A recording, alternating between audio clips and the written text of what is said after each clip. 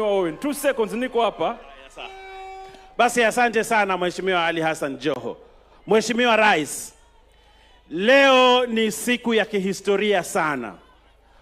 Ukikumbuka katika historia kuna sheria ile ya 1908 Land Title Ordinance ambayo ilipitishwa wakati ule na wakoloni, wakachukua 10 mile strip wakaipatia wale ndugu zetu wa Arabu wakati ule.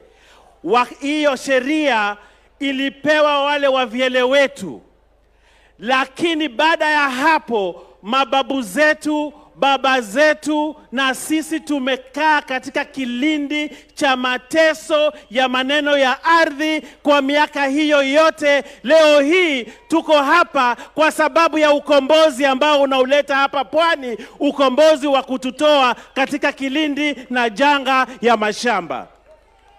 Mheshimiwa Rais, mimi pale kwangu Kilifi kuna mzee mmoja aliniambia, Owen, usiwache mimi nife nizikwe kama squatter wa shamba ya Waarabu. Leo hii yule mzee bado yuko hai na naona ako na nafasi kubwa leo kwamba hata Mungu akimchukua hatazikwa katika shamba ya usquatter wa Waarabu. Mheshimiwa Rais, hapa Mombasa, hapa Pwani, kulikuja vuguvugu la watu walikuwa wanaitwa MRC. MRC wakati ule walikuwa na vita vimoja ya kukomboa mashamba ya watu wa Pwani. Vita hivyo vilienda vikasarambaratika, lakini leo wewe umeshikia bendera ya kusema leo lazima ukomboe watu wa Pwani. Mheshimiwa Rais, sisi hatuna cha kukulipa, hakuna chochote tunaweza kukupatia.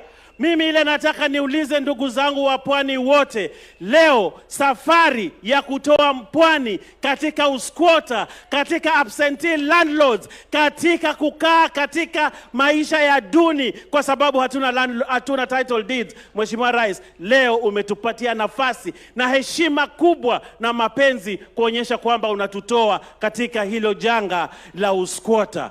Sisi tuseme nini Mheshimiwa Rais? Sisi tuseme nini? Sisi tuseme nini? Sisi tuseme nini? Mimi Mheshimiwa Rais, tunakuahidi kama viongozi wa Pwani na mimi nikiwa kiongozi wa wengi ndani ya bunge, Mheshimiwa Rais, sisi kwa hii juhudi unafanya na huu mwamko mpya wa kuleta ukombozi wa mashamba hapa Pwani, tunasema wewe ni jemedari wa 2 term. Sisi tunasema yeye ni jemedari wa nini? Rais ni jemedari wa nini? Kwa kutukomboa katika shida ya mashamba na usquatter na absentee landlords. Tunasema William Samoei Ruto tu. Tunasema tu. Asanteni sana. Umeongea kama wazee wawili wa kaya. Mheshimiwa